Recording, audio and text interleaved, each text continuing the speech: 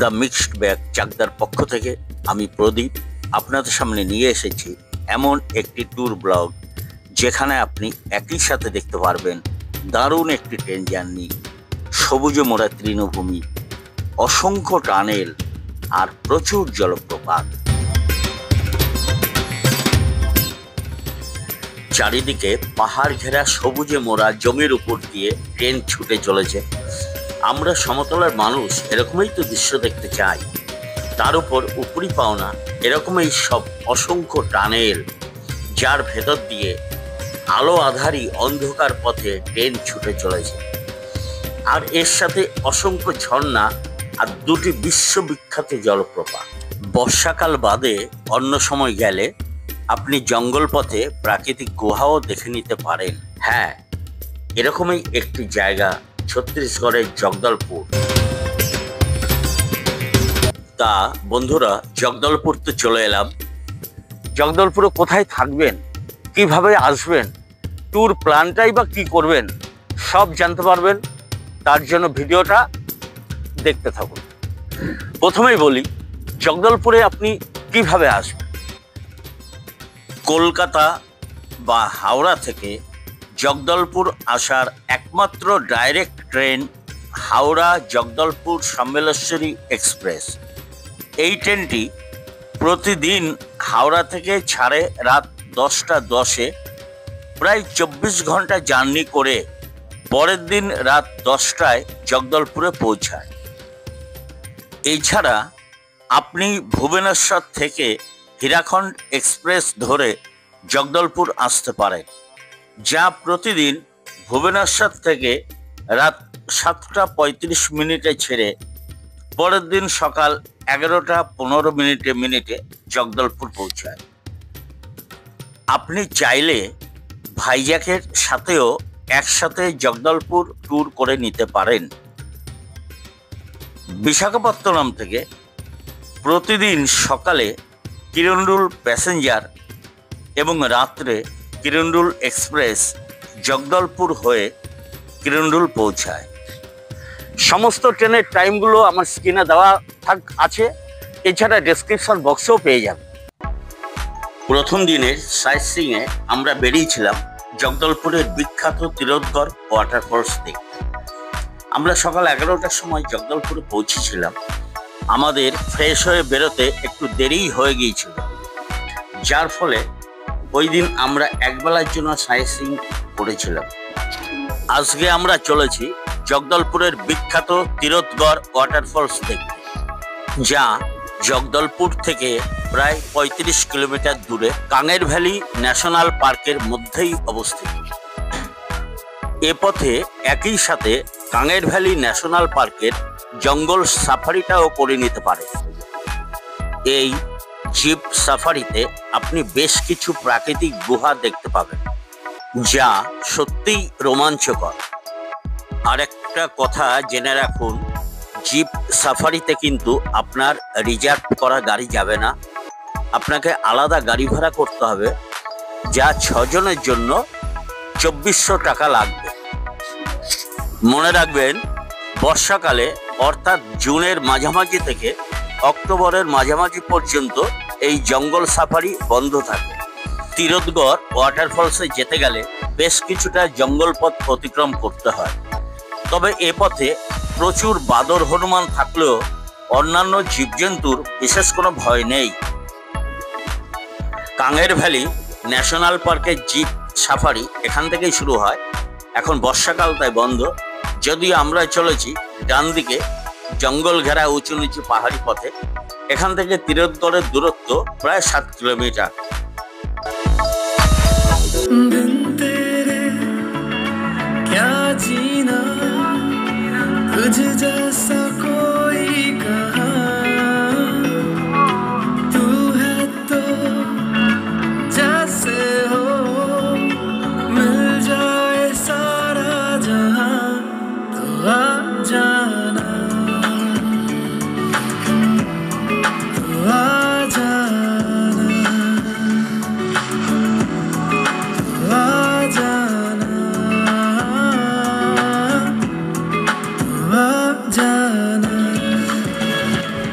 জঙ্গল পথ শেষ হতেই গ্রামে প্রবেশ করলাম। আজ গণেশ চতুর্থী, তাই শোভাযাত্রা বেরিয়েছে। সেই দৃশ্য কিছুক্ষণ উপভোগ করলাম।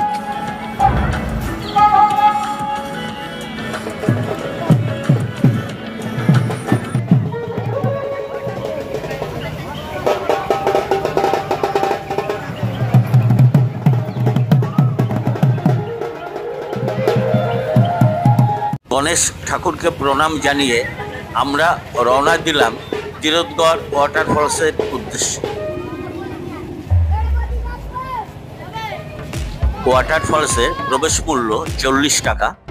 এখানে টিকিট দেখিয়ে ভেতরে প্রবেশ করতে হবে। মনে রাখবেন, এখানে কিন্তু ভীষণ বাদরের উৎপাত। মোবাইল, মানিব্যাগ খুব সাবধানে রাখবেন। মেয়ে লাফাতে লাফাতে নিচে নেমে গেল। আমরা একটু স্লো, তাই পেছনে আছি। ও কি দারুণ দৃশ্য দেখুন। এত উপর থেকে এত সুন্দর দেখা যাচ্ছে।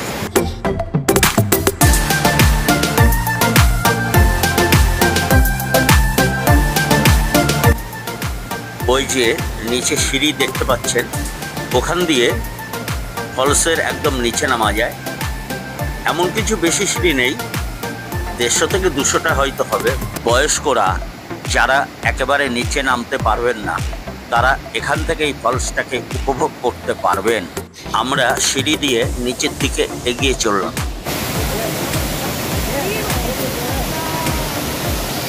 বাপরে বাপ, জলের কি গর্জন! প্রায় 300 ফুট উপর থেকে এই ওয়াটারফলসের জলরাশি নিচে এসে পড়ছে। অসাধারণ দৃশ্য। বাপ, কত লোক নেমে এসেছে ফলস দেখার জন্য।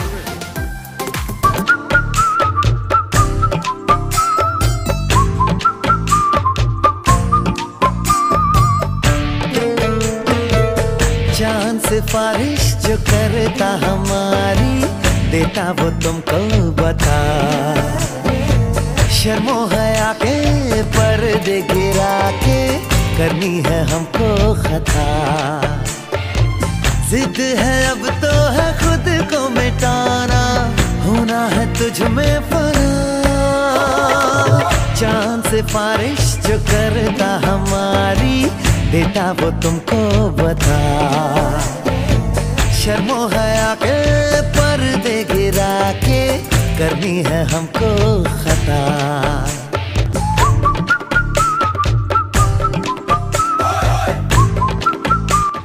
স্থানীয়ভাবে একে মুঙ্গা পাহাড় নদী বললেও এর অফিসিয়ালি নাম কাঙের রিভার। এই কাঙের রিভার এই অঞ্চলের প্রধান নদী। এটি ক্লাব নদী হয়ে শেষ পর্যন্ত গোদাবরীর সাথে মিশে গেছে। চলুন এবার ফেরার পালা। বর্ষাকালে এলে এই জায়গাটা একটু সাবধানে ওঠানামা করবেন। সবসময় জল পড়ে বলে একটু পিচ্ছিল হয়ে থাকে। ওয়াটারফলস দেখে ও আরও কিছু ছবি তুলে আমরা জগদলপুর হোটেলে ফিরে আসলাম।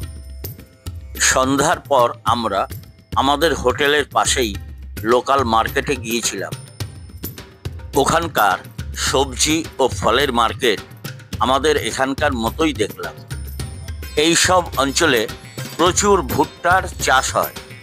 তবে শুধু ভুট্টা নয়, এখানে দেখলাম কলা, আতা, ড্রাগন ফল সবই খুবই সস্তা। এক ছড়া কলা আমরা কিনলাম 14টা কলা মাত্র 50 টাকা। বাজারে দেখলাম প্রচুর আতা ফল। আতা এখানে ভাগা হিসাবে বিক্রি হচ্ছে। একটু ছোট সাইজের আতা 50 টাকা ভাগা, আর বড়গুলো 100 টাকা ভাগা। আমরা 50 টাকা দিয়ে এক ভাগা কিনেছিলাম। এখানে দেখলাম ড্রাগন ফলও মাত্র 50 টাকা কেজি। আমরা 1 কেজি ড্রাগন ফল নিয়েছিলাম। যদিও বড় সাইজের ড্রাগন ফলগুলি 100 টাকা কেজি বিক্রি হচ্ছিল। এই ফল খেয়েই আমরা রাতের ডিনার সেরেছিলাম। হোটেলে ফেরার পথে দেখলাম গণেশ ঠাকুরের শোভাযাত্রা বেরিয়েছে। বেশ ভালোই লাগলো।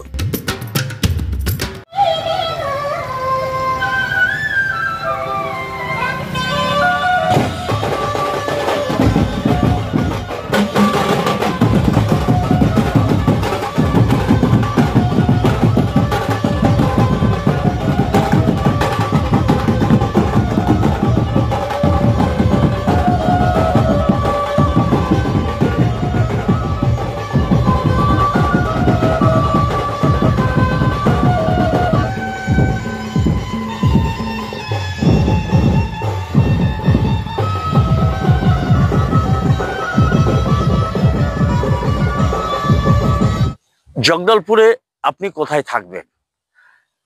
জগদলপুর স্টেশন চত্বরে আপনি কিছুই পাবেন না, আপনাকে যেতে হবে মেন রোডে।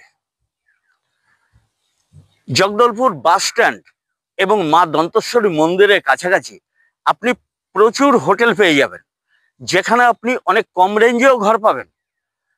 তবে হয়তো এই কম রেঞ্জের ঘরগুলো সবার থাকার উপযুক্ত নাও হতে পারে।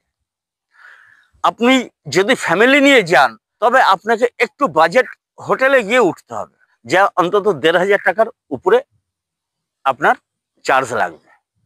এই হোটেলগুলো আপনি বাস স্ট্যান্ড এবং মন্দির সংলগ্ন এরিয়াতেও পাবেন, এছাড়া শহরের বিভিন্ন দিকে ছড়িয়ে ছিটিয়ে পেয়ে যাবেন। কিছু বাজেট হোটেলের নাম এবং ফোন নম্বর আমি স্ক্রিনে এবং ডেসক্রিপশন বক্সে দেওয়া থাকলো, আপনারা একটু দেখে নেবেন।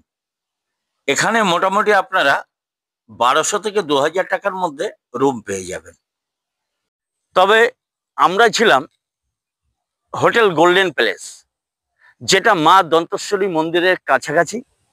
আমাদের 4 বেডের রুম ভাড়া পড়েছিল ১৬০০ টাকা। হোটেলটা আহামরি কিছু ছিল না, তবে আমাদের খারাপ লাগেনি।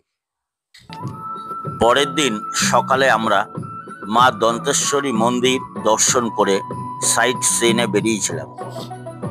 তবে এই প্রসঙ্গে বলে রাখি, এটা কিন্তু ৫১ সতীপীঠের মন্দির নয়। ৫১ সতীপীঠে দন্তেশ্বরী মন্দির জগদলপুর শহর থেকে প্রায় ৯০ কিলোমিটার দূরে। এই মন্দিরটি জগদলপুর শহরে কেন্দ্রস্থলে অবস্থিত। স্থানীয়দের কাছে এটি অত্যন্ত পবিত্র ও জাগ্রত মন্দির। স্থানীয়রা কোনো শুভ কাজ শুরু করার আগে এই মন্দিরে পুজো দিয়ে তবেই শুরু করে।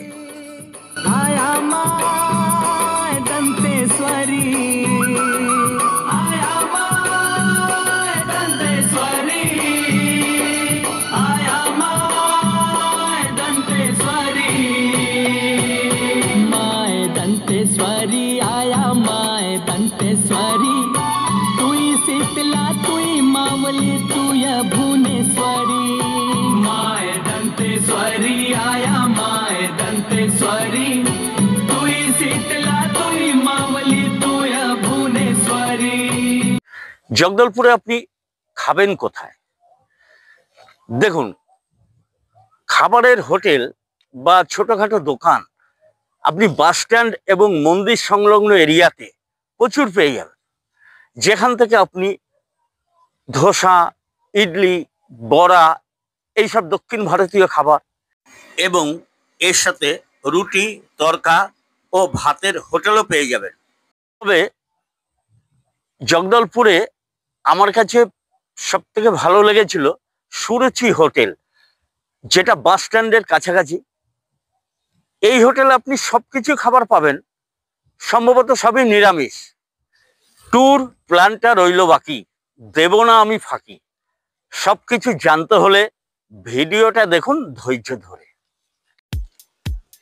আমরা আজকে চলেছি জগদলপুরের বিখ্যাত চিত্রকূট ওয়াটারফলস দেখতে, যাকে ভারতের নায়াগ্রা বলা হয়।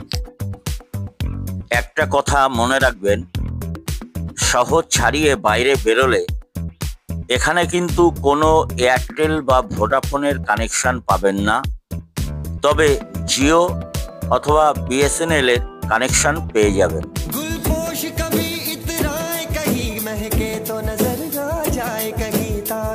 बना के पहनूं उसे आयत की तरह मिल जाए कहीं,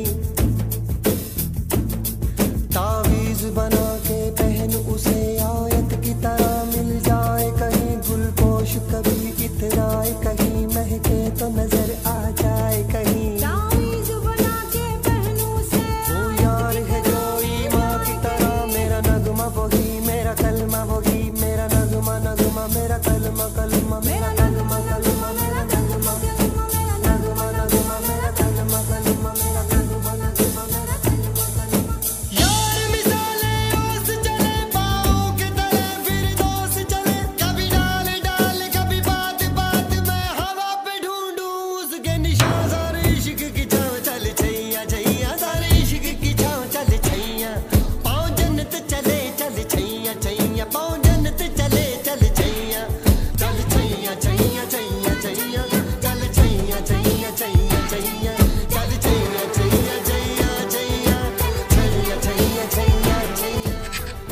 আমরা এখন চলে এসেছি চিত্রকূট ওয়াটারফলসের সামনে।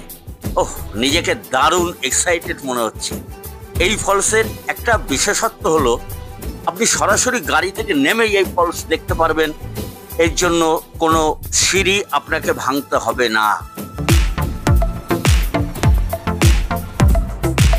ওহ, অসাধারণ! এইসব দৃশ্য দেখার জন্যই তো লোকে এত দূরে ছুটে আসে পয়সা খরচ করে। দারুণ দারুণ! জগদলপুরের এই চিত্রকূট জলপ্রপাত ইন্দ্রাবতী নদীর উপর সৃষ্ট একটি প্রাকৃতিক জলপ্রপাত। এটি ভারতের সবচেয়ে প্রশস্ত জলপ্রপাত। আমেরিকার বিখ্যাত নায়াগ্রা জলপ্রপাতের সাথে এর তুলনা করে একে ভারতের নায়াগ্রা বলা হয়। এখানে সমগ্র ইন্দ্রাবতী নদীটাই প্রায় 100 ফুট নিচে ঝাঁপিয়ে পড়ে এক অপূর্ব জলপ্রপাতের সৃষ্টি করেছে। জলের গর্জনটা একবার শুনুন।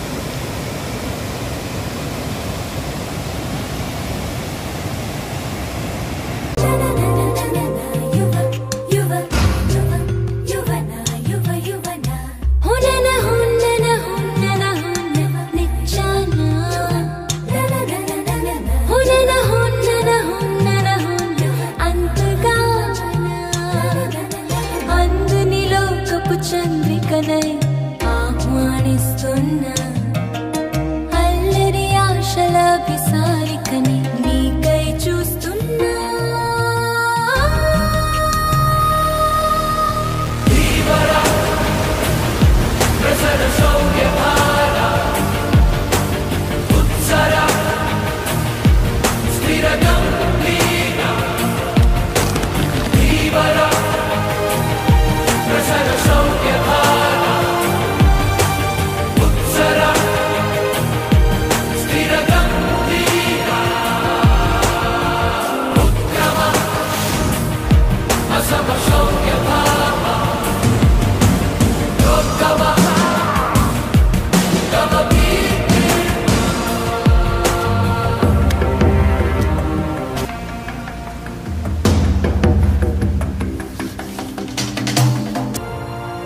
এখানে বোটিংয়ের ব্যবস্থা আছে বলে শুনেছি, তবে আমরা দেখিনি। আপনার কাছে যদি ভালো ক্যামেরা না থাকে তবে আপনি স্মৃতি হিসাবে এদেরকে দিয়ে ফটো তুলেই নিতে পারেন। এই বড় সাইজের ফটোগুলো 100 টাকা, আর ছোটগুলো দেখতে পাচ্ছেন 50 টাকা লাগবে। এরা ফটো ভালোই তোলে, আর 5 মিনিটের মধ্যেই আপনি ডেলিভারি পেয়ে যাবেন। ফলসের সামনে পার্ক মতো আছে, যেখানে অল্প কিছু দোকানপাট আছে। এছাড়া বাইরে রাস্তার ধারে বেশ কিছু দোকানপাট আছে, যেখান থেকে আপনারা কিছু কেনাকাটা করতে পারেন। এই জায়গাটা এবং ওয়াটারফলস আমাদের এতটাই মুগ্ধ করেছিল যে আমরা এখানে অনেকটাই সময় নিয়ে নিয়েছিলাম, যার ফলে আমরা সব স্পটগুলি ঘুরে দেখতে পারিনি সময়ের অভাবে। চিত্রকূট ওয়াটারফলসের পাশে রাস্তার ধারে একটি শিব মন্দির আছে, যেখানে আপনি মনে করলে পুজো দিতে পারেন, আবার মন্দিরের চাতালে বসে ওয়াটারফলসটিকে খুব সুন্দরভাবে উপভোগও করতে পারেন।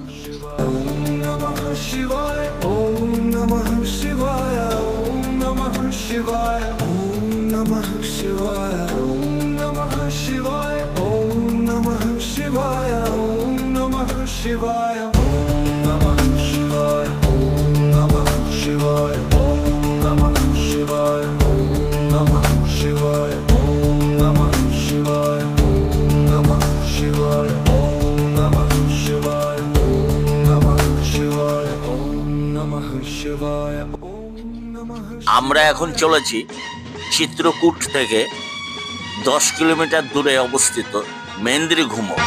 क्या खूब लगती हो, बड़ी सुंदर दिखती हो, क्या खूब लगती हो, बड़ी सुंदर दिखती हो। कहते रहो अच्छा लगता है, जी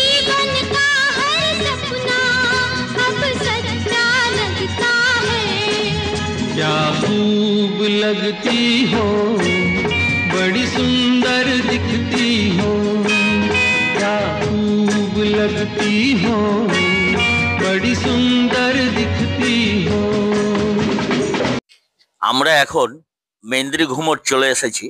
এখানে একটা জলপ্রপাত আছে, তবে বর্ষাকাল ছাড়া অন্য সময় জলের প্রবাহ বিশেষ থাকে না। তবে এখানকার প্রাকৃতিক দৃশ্য অপূর্ব, মন ভরে যাবে। জলপ্রপাতটা দেখতে পাচ্ছেন, প্রায় 70 মিটার নিচে গভীর খাদে জলধারা নেমে আসছে। প্রবল বর্ষার সময় পুরো অঞ্চল জুড়ে জলধারা নেমে আসে। জলপ্রপাত আপনি যাই দেখুন না কেন, এখানকার প্রাকৃতিক দৃশ্যটা সত্যিই অপূর্ব। আপনি ভীষণভাবে উপভোগ করবেন এইটুকু বলতে পারি। খাদটা দেখেছেন? বাপরে বাপ, বিশাল গভীর খাদ, দেখলেও গা শিউরে ওঠে। নিচে পাহাড়ের জঙ্গলে বাঘ ভাল্লুক থাকা অস্বাভাবিক কিছু নয়। একদিকে যেমন গভীর খাদ, আবার অন্যদিকে দেখুন ঢালু পাথুরেময় জমি, এই যেন ফ্রেমে বাঁধানো ছবি। আমরা অনেক সময় বলি না, ছবির মতো সুন্দর, এই যেন ঠিক তাই। জগদলপুরে আসলে অবশ্যই এখানে একবার ঘুরে যাবেন। এখন প্রায় 2:30 বাজে, আমাদের ফিরে আসতে হবে জগদলপুর শহরে, কেননা বিকেল 4:30টায় কোরাপুট যাবার ট্রেন ধরার ছিল আমাদের। আপনারা এখান থেকে 10 কিলোমিটার দূরে তাম্রঘুমোর অবশ্যই দেখে নেবেন। প্রায় সেম জায়গা, তবে ভালো লাগবে। যাই হোক, বেশ কিছু ছবি তুলে আমরা ফেরার পথ ধরলাম। গাড়ি নিয়েছিলাম আমরা নীলেস্তার থেকে। স্ক্রিনে ফোন নাম্বার দেওয়া থাকলো, আপনারা চাইলে যোগাযোগ করতে পারেন। এবারে বলি ট্যুর প্ল্যানটা কিভাবে করবেন। আপনি যদি হাওড়ার থেকে জগদলপুর যান, তবে জগদলপুরে রাতে গিয়ে পৌঁছাবেন। সেক্ষেত্রে পরের দিন পুরো দিনটাই আপনি পেয়ে যাবেন। আপনি যদি একদিনে জগদলপুর ট্যুর কমপ্লিট করতে চান, সকাল সকাল ব্রেকফাস্ট করে চিত্রকূট ওয়াটারফলসের উদ্দেশ্যে বেরিয়ে পড়ুন। তারপর সেখান থেকে মেন্দ্রি ঘুমর ও তাম্রঘুমরটাও দেখে আসুন।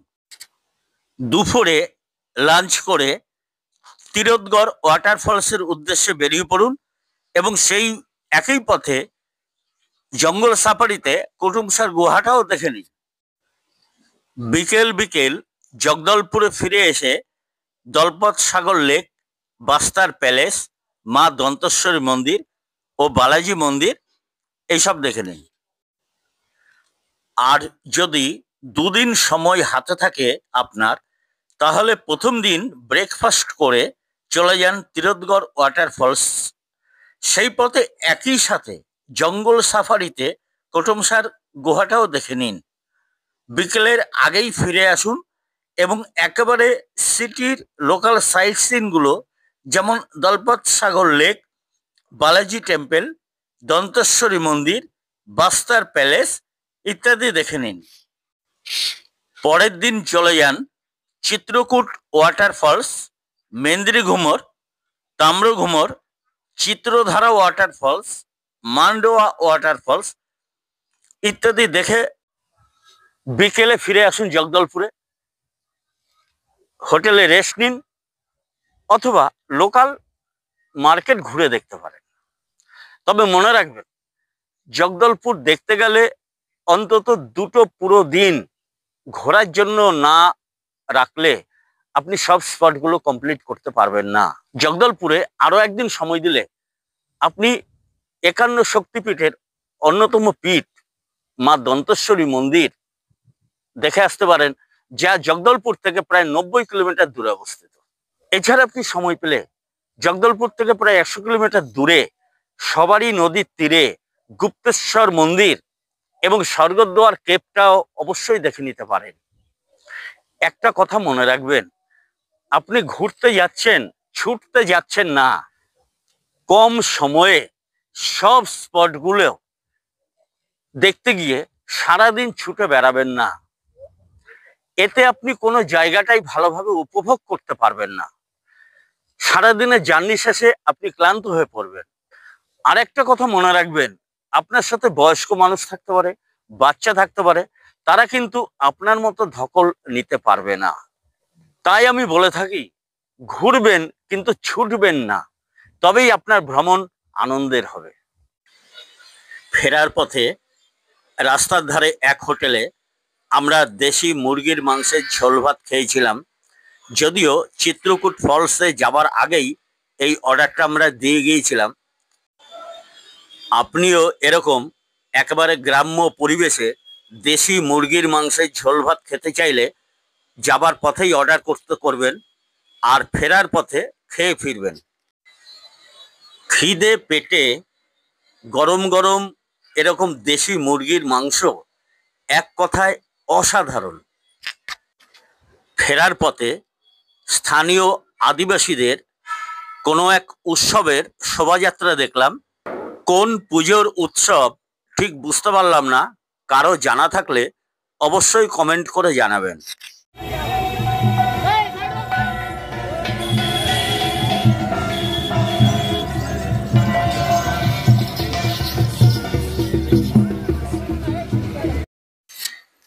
এবার আমাদের এবারকার মতো জগদলপুরকে বিদায় জানিয়ে ফেরার পালা। আবার দেখা হবে কোনো একটি ব্লগে।